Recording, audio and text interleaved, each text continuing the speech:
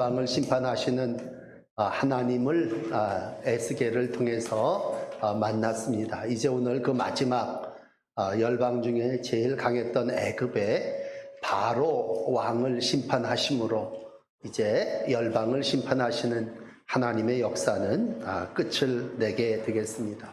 오늘 읽으신 32장 말씀을 통해서 애굽 왕 바로가 이제 하나님의 심판을 받게 됩니다. 그러므로 그 주변에 있는 모든 사람들이 애가를 부르는데, 이 애가는 장성곡이에요. 정말 죽음을 슬퍼하면서 이제 부르는 그러한 마지막 노래가 되겠습니다. 이스라엘 백성들의 역사를 기록하는 중에 오늘 에스겔 32장 1절은 포로 생활한 지 12년 12달 초일이라고 오늘 말씀을 시작합니다. 그러니까 포로 생활을 한 지 한 13년 정도 되는 그러한 때예요. 사람들 바벨론이라고 하는 나라의 포로로 살면서 간절히 소망하는 건 한 가지죠. 언제 해방을 누릴 수 있을까? 그래서 에스겔이 무슨 계시를 받았다, 또 에스겔이 입을 열어서 예언한다, 그러면 그게 우리를 해방시키는 말씀이 아닐까? 온 백성의 관심은 해방에 있습니다. 그러면서 이들이 상식적으로 기대하는 건 바벨론을 칠만한 나라는 애굽뿐이 없거든요. 애굽은 남은 최강국이라 이제 애굽이 바벨론을 쳐서 바벨론에 포로되고 있는 우리 이스라엘 하나님의 백성들이 그 덕에 해방을 얻을 수 있을까? 그런 막연한 기대를 하고 에스겔의 음성에 귀를 기울였겠죠. 그러나 오늘 에스겔이 32장을 통해서 하시는 마지막 말씀은 이 애굽이 바벨론을 친다는 게 아니라 애굽이 하나님의 심판을 받아서 멸망한다고 하는 것입니다. 오늘 이 애굽을 32장 2절은 젊은 사자라고 표현을 합니다. 열국에서 젊은 사자로 생각했더니 실상은 바닷 가운데 큰 악어라, 이렇게 표현을 하고 있습니다. 우리가 아는 대로 애굽은 젊은 사자요 큰 악어입니다. 젊다고 하는 건 정말 포식자의 세계에서 최상이죠. 숲에서는 사자, 바다에서는 악어라고 했다면 사자와 악어가 다 합쳐진 나라가 바로 애굽이라고 하는 나라고, 거기서 최강의 포식자, 죽임을 당하는 자는 바로 왕인 바로입니다. 오늘 젊은 사자가 땅에서 최고의 포식자라면 나일강을 끼고 있는 최고의 조건 가운데 풍요를 이루는 이 백성들 속에 오늘 그들에게 있어서 큰 악어는 최상입니다. 그런데 이어지는 말씀해 보니까 이 최고의 악어가 나일강을 지배하고 윤택하게 하는 게 아니라 오히려 강물을 더럽히고 있더라. 강물을 더럽힌다고 하는 건 악을 행하고 있다고 하는 것입니다. 최강자가 돼가지고 모든 강물을 평정하고 좀 맑은 물이 되고 좋은 곡토 풍작을 이루어내도록 해야 될 텐데 그것이 강물을 더럽혔다, 악을 행했다. 그래서 하나님은 생각하시기를 이렇게 결정을 하신 거야. 저 큰 악어를 내가 사냥꾼을 보내서 그물로 건져 올려가지고, 악어가 땅 위에 올라오면 무슨 힘이 있겠습니까? 사막에 조각을 내서 버려져서 새들이 와서 쪼아먹고 더 이상 악어로서, 사자로서의 힘을 발휘하지 못하게 할 것이다 라고 했을 때, 오늘 그 죽음 앞에 모든 사람들이 슬퍼합니다. 애통합니다. 그리고 삶의 모습이 이러한 것이라고 하는 것을 깨닫습니다. 지금도 애굽은 큰 여러 가지를 자랑하고 있지만 이들이 자랑하고 있었던 가운데 하나가 파라오의 태양의 신입니다. 이들은 태양을 숭배하면서 무슨 여러분들이 이 지금의 이집트에서 보시는 그러한 불멸의 사상들을 생각하신다면, 이들은 태양신을 숭배하면서 이 세상의 모든 빛의 아들이 바로 애굽의 파라오라, 이렇게 생각했습니다. 그건 뭐예요? 교만이고 자만이었습니다. 그런데 오늘 그들을 비추었던 그 빛을 하나님께서 어떻게 하시느냐? 별, 달, 해를 빛을 잃은 어둠처럼 되게 하리라.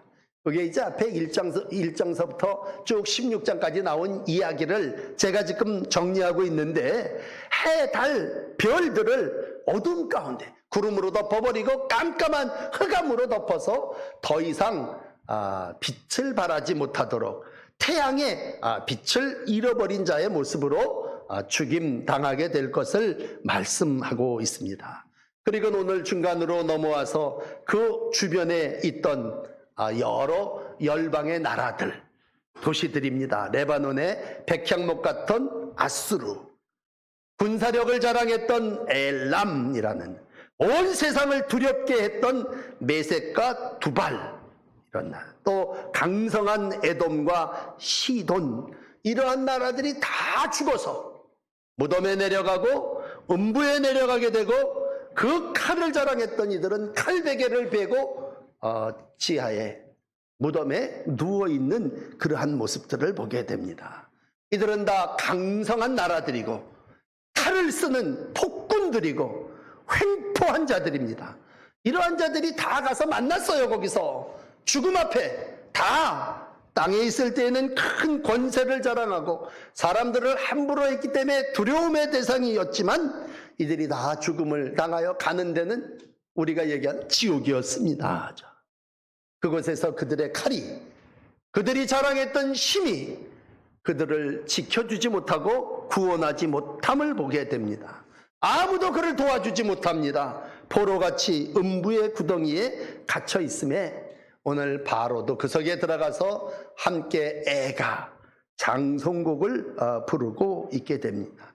이로써 이제 바로를 중심으로 하는 모든 열국들이 심판을 당하게 되고 죽임을 당하는 모습으로, 오늘 에스겔 32장은 열방을 심판하시는 하나님을 표현하고 이들이 하나님을 알게 될 것이다 말씀해 주시고 있습니다. 오늘 해방을 기념하는 주일이면서 우리가 다시 한번 이 땅에서 죽으리라 하죠. 죽임을 당한 자, 모든 강성한 자들을 만나는 그러한 아침이 되기를 원합니다. 자, 이제 본문에 들어가셔서 29절에 보면 왕들과 모든 고관들이 있습니다. 그들의 공통점은 강성함입니다. 열방과 모든 방백들, 이들은 칼과 살육으로 땅을 지배하며 모든 백성들 중에 왕권을, 권세를, 그리고 세상의 부유함을 마음껏 누리는 권력과 야망의 삶을 살았던 이들입니다. 그러나 오늘 이들에게 보여진 에스겔은 어떻습니까? 이들은 더 이상 땅에 있지 않습니다. 음부에 내려가게 되고 저 구덩이에 던져지게 되고, 그리고 죽음 앞에 무덤에 누워있게 됩니다. 여러분, 우리가 많은 죽음을 봅니다만 죽음의 공통점은 누굽니까? 강자나 약자나 다 똑같은 한평 무덤에 눕게 된다고 하는 것입니다. 죽음 앞에는 아무리 강한 자라 할지라도 그 강한 자가 자기를 지켜주지 못한다고 하는 것입니다. 땅에 있을 때에는 그가 강해서 권세 있어서 그 칼에 수많은 사람들이 죽어나갔지만, 그래서 사람들이 그를 두려워했지만 죽고 나니까 손 하나 까딱할 수 없습니다. 자기 몸뚱아리 하나 일으켜 세울 수 없습니다. 오늘도 죽음이 이와 같음을 전도서 기자는 2장 16절에 이렇게 기록하고 있습니다. 지혜자나 우매자나 영원토록 기억함을 얻지 못하나니 후일에는 다 잊혀지게 된다. 오라, 지혜자의 죽음이 우매자의 죽음과 일반이로다. 오늘 전도자는 말합니다. 지혜자의 죽음이나 우매자의 죽음이나 일반이다.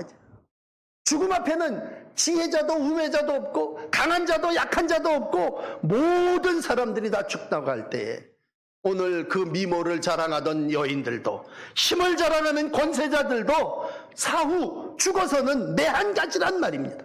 다 비참함과 치욕함으로 요만한 벌러지들이 와서 다 먹어버리고 흙으로 돌아가는 인생들이기에, 살았을 때는 레바논의 백향목같이 거먹이고 아주 튼튼하고 위력이 있는 삶을 살아나갔지만 오늘 여기 19절이 기록하는 너의 아름다움이 누구보다 지나가는다 라고 기록할 때 사람들이 레바논의 백향목을 보며 아름답고 이쁜 여자를 보며 얼마나 흠모했습니까? 그러나 그 아름다움이 지나가고 그 백향목의 기세가 다 꺾이고 오늘 생전의 그 아름다움과 힘이 너무나 무색한 죽음 앞에, 무덤 앞에 오늘 에스겔은 이와 같은 상황을 그대로 보고하면서 지옥의 구덩이에서 수치를 당하는구나 그렇게 표현하고 있습니다. 여러분, 우리가 늘 생각할 때 살 생각만 하죠. 그러나 오늘 죽음 후를 예언하시고 에스겔 32장 마지막 절을 통해서 죽임당한 자를 보여주실 때 죽음이라고 하는 것이 이런 것이구나. 살면서 그래요. 지난 한 주간도 저한테 굉장히 인상적인 그러한 한 주간이었습니다만 절대 강국이 어디 있습니까? 애굽이었습니다. 애굽은 불사조였고요. 영원 불멸의 나라였고요. 애굽의 전차는 이스라엘 사람들에게 부모금의 대상이었습니다. 그래서 전차 600승이 달려온다고 할 때 온 이스라엘 백성들은 벌벌벌벌 떨었습니다. 그 나라가 애굽이었고 오늘도 백성들의 마음속에 은근히 기대하는 건 애굽을 좀 의지해서 애굽이 이 바벨론을 쳐서 우리를 좀 구원해 주지 않을까라고 하는 막연한 동경이었습니다. 그러나 오늘 그 애굽이 이와 같이 그 왕이 절대 권력이 이와 같이 한평 무덤에 드러나서 벌러지들이 먹고 있다는 얘기입니다. 여러분, 물질도 그렇습니다. 튼튼한 재무 구조와 부채 없는 그러한 삶을 살아나가는 흑자 경영하는 모든 이들이 다 무너지게 될 것이라면 그것이 오늘까지 존재하는 것이 아니라고 할 때 오늘 우리가 특별히 한 몸인 건강도 그렇습니다. 난 건강 하나는 자신 있습니다 라고 했을 때 내 건강이 애굽과 같이 힘있고 이렇지만 지난 주간에도 39살 먹은 젊은 목회자가 하루아침에 죽어갑니다. 저와 가깝게 지내던 교회학교 연합회장을 하셨던 장로님이요, 그냥 심정지가 와서 그냥 돌아가셨습니다. 참 삶 앞에서 참 우리가 다시 한번 고백하는 건 뭡니까? 사람이 한번 죽는 것은 정한 것이고 그 후에는 심판이 있다고 하는 시브리서 9장 27절의 말씀입니다. 오늘 우리는 애굽의 파멸을 봅니다. 애굽의 멸망 앞에 슬픈 노래를 부르는 여인들의 장성곡을 듣습니다. 이건 절망의 노래고 더 이상 그는 젊은 사자도 아니고 큰 악어도 아니고 땅의 칼로 백성들을 죽이는 자도 아닙니다. 그건 옛날이에요. 옛적에는 그랬는데 이제는 어떻다는 거예요? 오늘 31절 32절을 맞아 설교하겠습니다만 전에는 이랬더니 이제는 뭐예요? 이제는 저렇게 누워있구나라는, 이제는 저렇게 흙으로 돌아가서 썩어있구나라고 할 때 전에는 저렇게 사람들을 칼로 죽이더니 이제는 이와 같은 헛된 삶을 살아나가고 있구나라고 하는 것입니다. 그러므로 여러분 기억하십시오. 죽음 앞에는 강한 자나 약한 자나 매일 반입니다. 지혜자나 우매자나 동일합니다. 우리가 모든 사람이 살아 생전에 힘이 있을 모르고 부가 있을 줄 모르고 아름다움을 자랑할 줄 모르지만 죽음 앞에는 모두가 다 같습니다. 오늘 두 번째 설교를 드립니다. 그건 30절의 말씀입니다. 오늘 모든 사람들이 죽는데 그들의 공통점이 하나 있어요. 이렇게 에스겔이 계시와 환상으로 들여다보니 공통점은 그곳에 모여있는 모든 강한 자들이 다 할례를 받지 못한 자이더라는 것입니다. 할례를 받지 못하고 죽은 자들이라. 여러분 32장에 10번인가 반복이 돼요. 그러므로 그 무덤에 모여있는 자들은 다 누구냐? 무할례자들입니다. 할례를 받지 못하고 칼에 죽임을 당한 자이더라, 그런 얘기입니다. 칼에 죽임을 당한 자들의 공통점이 이 땅에서 강한 자였고 두 번째는 할례를 받지 못한 자들이란 말이에요. 이 땅에서 아름다움을 자랑했던 여인이라 할지라도, 전쟁을 잘하는 용사라 할지라도, 머리가 뛰어난 천재라 할지라도 오늘 그들이 다 한 구덩이에 모여 있는데 그 구덩이에 그들의 공통점은 모두가 할례를 받지 못했더라는 것입니다. 언제? 이 세상에 살아있을 때죠. 여러분, 그러므로 이 할례를 받지 못했다라고 하는 말은 죽음 앞에 대단히 중요한 겁니다. 조금을 더 살고 못 사냐라고 하는 것이 문제가 아니라 그 사람이 할례를 받았느냐 받지 못했느냐라고 하는 건 엄청난 구별입니다. 여러분 잘 아시는 대로 할례가 뭡니까? 할례를 받으면 너는 내게 속한 자입니다. 할례를 받지 못한 자는 누굽니까? 넌 나하고 상관이 없는 자입니다. 할례를 받지 못한 자는 지옥에 가는데 그 지옥은 하나님과 관계없는 곳입니다. 물론 이때는 구약시대니까요. 유대인들의 정결 예식을 따라서 할례를 했습니다. 할례를 한다는 건 뭐 세신자는 없습니다만 몸의 중심인 표피를 자르는 거 아닙니까? 그래서 몸의 중심인 표피를 자르다라고 하는 말이 합쳐져서 할례라는 말이에요. 몸의 중심을 도려내다. 그게 할례입니다.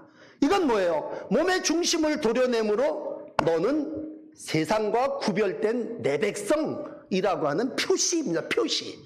할례는 표시입니다. 그러므로 마지막 때에 할례를 받은 자와 받지 않는 자의 차이는 천국과 지옥입니다. 어떤 분들이 세례를 받으라고 하면 좀 생각해 보겠습니다. 생각 많이 해보세요. 여러분, 우리가 생각하고 고민할 게 따로 있어요. 하나님의 은혜를 우리가 선물로 받는다면 그 선물을 몸에 지녀야 되는데 그 표시가 할례라니까요. 야곱이 야복강가에서 엉덩짝 뼈가 부러집니다. 그렇지만 야곱이 이스라엘로 바뀌어지고 야곱은 참 끝까지 자기 중심으로 살았죠. 어떻게 해서든지 끈질기게 이 땅으로 강한 자로 많은 것을 포함하여 누리고 갖고 그리고 가정을 형성하려고 애쓰는 날들을 살았죠. 그러나 마지막에 야곱이 변화되고 이스라엘이 되고 하나님의 백성 될 수 있었던 것은 부러짐으로, 꺾어짐으로, 베어짐으로 하나님의 백성이 된 겁니다. 오늘 우리가 이 땅을 살아나가며 언젠가는 흙으로 돌아가서 버러지가 우리를 먹게 될 거예요. 그러나 우리가 분명한 한 가지는 이 땅에서 할례를 받았느냐 안 받았느냐라고 하는, 일찍이 예레미야는요 이 부분을 많이 얘기했는데 예레미야 4장 4절에 보면 이런 말씀이 있어요. 마음의 할례를 행하고 나 여호와께 속하라. 마음의 할례를 행하고 나 여호와께 속하라. 그렇지 않으면 너희의 악행으로 나의 분노가 불같이 일어나 사르리니 너희를 끌 자가 없으리라.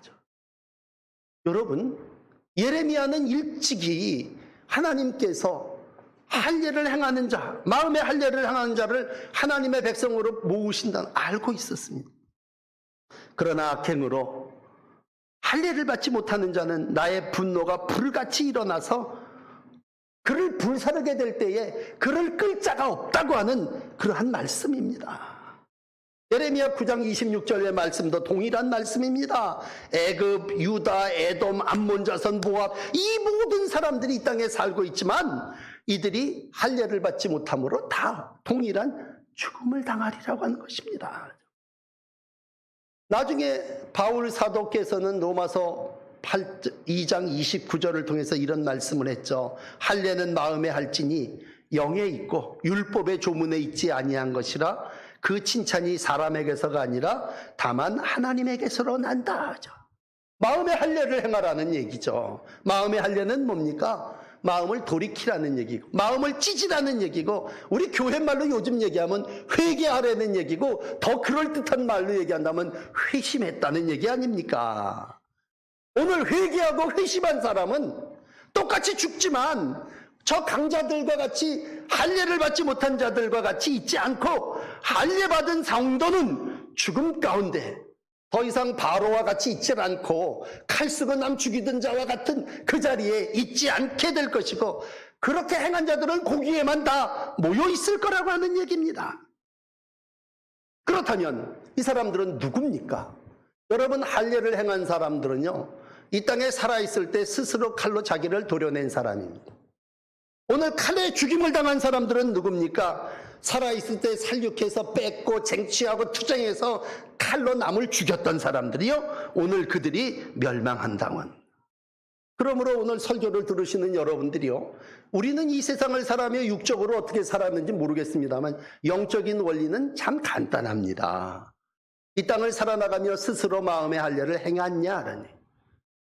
그러면 그 사람은 마지막 칼의 심판에서 보존될 것이다니. 그러나 마음의 할례를 행하지 않고 교만하여 칼로 다른 사람을 오히려 처단하고 자르고 죽이며 바로왕과 같이 강성한 삶을 살았느냐? 칼로, 어떤 사람은 칼을 베고 누워 저 지옥의 음부에 누워 있으리라 라고 하는 것입니다. 여러분, 우리가 날마다 복된 말씀을 들었습니다만 하나님은 이 시대에 에스겔을 우리에게 읽으면서 열방의 멸망을 예언하시고 그 맨 끄트머리에 오늘 최강이었던 애굽의 최고의 지도자였던 바로왕의 죽음을 우리 가운데 보여주시고 있습니다. 오늘 그 맨 끝에 섰던 에스겔 이후에 맨 뒤에 선지자가 있다면 세례 요한이겠죠. 세례 요한은 오늘 이 백성들을 향하여 외칩니다. 회개하라. 천국이 가까이 왔느니라. 여러분, 복음은 다른 것이 아닙니다. 회개는 스스로 마음에 칼을 대어 내가 찢고 째고 내 안에 모든 죄를 도려내는 것입니다. 그러면 죄값을 치는 것이고 그 죄가 더 이상 나를 지배하지 못한다고 하는 얘기입니다. 그러나 오늘 땅에서 이와 같이 열방의 백향목의 레바논이여 누구를 강성하고 몇 명을 죽였다는 그러한 땅에서 칼로 사람을 쉽게 죽이던 자들이 오늘 보니까 누군가의 죽임을 당하여 어떤 사람은 칼을 베고 누워있고 어떤 사람은 칼을 품고 누워있고 어떤 사람은 칼로 죽임을 당하고 있더니 거기에 막차 타고 들어간 사람이 누구예요? 바로왕입니다. 들어가 봤더니 오늘 31절에 그들을 보고 위로를 받을 것이며, 그 위로는 뭡니까? 야, 동창생들 많은 애, 나같이 할례 받지 않은 사람 여기 무대기로 쌓여있네. 그러냐. 이들은 다 생존 세상에서 막강하여 칼을 휘두르는 자들이지만 다 칼로 죽임을 당하여 그 땅 밑에 있게 될 것이고, 살아생전에는 세상에서 사람을 두렵게 하였으나 이제는 그가 모든 무리와 함께 죽어있더라. 이게 오늘 본문 마지막 32절까지의 모습입니다. 이제 오늘 본문 설교 다 했습니다. 한때 강성한 나라들, 한때 모든 기계를 자랑하고 아름다움을 자랑하며 지혜를 뽐내던 사람들 다 죽임을 당하여 누워있을 때 위로받는다는 얘기는 뭡니까? 어이구, 나만 지옥에 온 게 아니네. 헛된 인생을 산 사람들입니다. 시편 103편은 우리에게 이렇게 영원한 가치를 허락해 주시고 있습니다. 하나님은 우리의 체질을 아시고 인생이 먼지뿐임을 아시고 때로는 풀과 같이 꽃과 같이 바람과 같이 왔다가 없어지는 인생임을 알며 오직 시편 103편 17절에 이렇게 얘기합니다. 하나님의 인자하심을 그리고 그것으로 자기를 경외하는 자에게는 영원부터 영원에까지 이르도록 그의 의는 자손에 미치도록 하나님이 그를 보존하신다고 할 때 누구에게? 여러분, 시편 103편 18절은 그의 언약을 지키고 그의 법도를 기억하여 행하는 자에게로다. 우리 교회 표호입니다.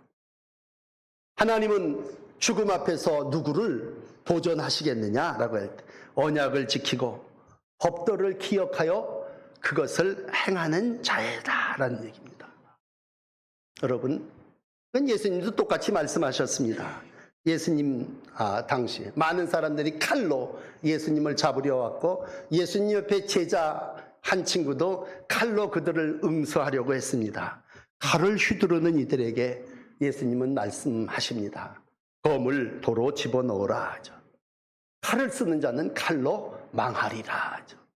꼭 바로라고 꼭 누구라고 이름을 대진 않았지만 칼을 도로 검에 집어넣어라. 칼을 쓰는 자는 칼로 망하리라. 그리고 우리 예수님은 기도하셨습니다. 아버지, 저들의 죄를 용서하시옵소서. 저들은 자기들이 하는 것을 알지 못함이니이다. 그리고 우리 예수님은 죽으셨습니다. 여러분, 그렇게 말씀하시고 죽으신 우리 예수님은 죽은 자들의 땅에서 다시 살아나시고 부활의 첫 열매가 되신 줄 믿습니다. 그러므로 죽음 앞에서, 오늘 죽임을 당한 자라고 하는 제목의 설교 앞에서 우리 옛날 우리의 믿음의 선배들은 간단하게 복음을 정리했습니다. 예수 천당, 불신 지옥. 여러분, 이 양면성, 우리는 그동안 예수 천당은 수없이 설교했습니다. 예수 믿으시고 천당 가세요. 그러나 오늘 바로 왕을 통해서 그 열방의 모든 나라들을 심판하면서 불신하는 자들은 저 지옥에, 칼을 쓰는 자들은 저 지옥에 다 함께 모여 있더라라고 하는 것입니다. 여러분, 우리는 이 땅을 살아나가면서 삶과 죽음을 늘 생각해야 합니다. 살아있을 때 죽음을 생각한다고 하는 것은 살아있을 때 죄를 회개하고 죽음을 준비한다고 하는 것이고, 살아있을 때 예수를 믿는다고 하는 건 그분이 날 대신하여 죽으심으로 내 죄를 가져가셨고 나는 그분으로 인하여 이 땅에서 육신은 죽지만 영원히 하나님의 나라에 이르는 것을 믿는 것입니다. 오늘도 예수님은 죄와 허물로 죽었던 우리를 살리셨습니다. 아멘입니다. 여러분 믿으십시오. 예수님은 죄와 허물로 죽었던 우리를 다시 살리신 분이십니다. 오늘도 우리가 예수님의 죽음을 믿고 부활을 믿고 영생을 믿는 것은 이러한 바로 왕과 같이 열방의 모든 나라들과 같이 아무도 멸망하지 않고 이 땅에서 회개하여 마음의 할례를 받아서 영원히 구원받기를 원하시는 것입니다. 그러므로 여러분, 신앙은 자유가 아닙니다. 세례는 받아도 되고 안 받아도 되는 게 아니에요. 꼭 받으셔야 되는 거고요. 반드시 믿어야 되는 것입니다. 우리가 어떤 때는 아이들한테 야, 난 교회 다니지만 너희들 종교를 알아서 택해라 하죠. 엄청난 실수와 죄를 범하신 거예요. 마지막에 내 책임을 내가 너한테 물겠다라고 말씀하시는 하나님의 말씀 앞에 선다면요, 그건 뭐예요? 오직 예수만 믿어야 되고 오직 세례받아 하나님의 자녀가 되는 길은 회개하고 주께로 돌아오는 방법밖에 없다는 것입니다. 여러분, 저와 같이 오늘도 사도들의 신앙을 고백하시지 않았습니까? 우리가 왜 교회에 모여서 사도신경으로 우리의 신앙을 고백합니까? 그 중에 예수님은 누구십니까? 산자와 죽은 자를 심판하러 오시는 분이십니다. 산자만 구원하시는 분이 아니라 죽은 자도 심판하시고 오늘도 우리 가운데 구원하기 위하여 이 땅에 다시 오시는 분이 예수님이십니다.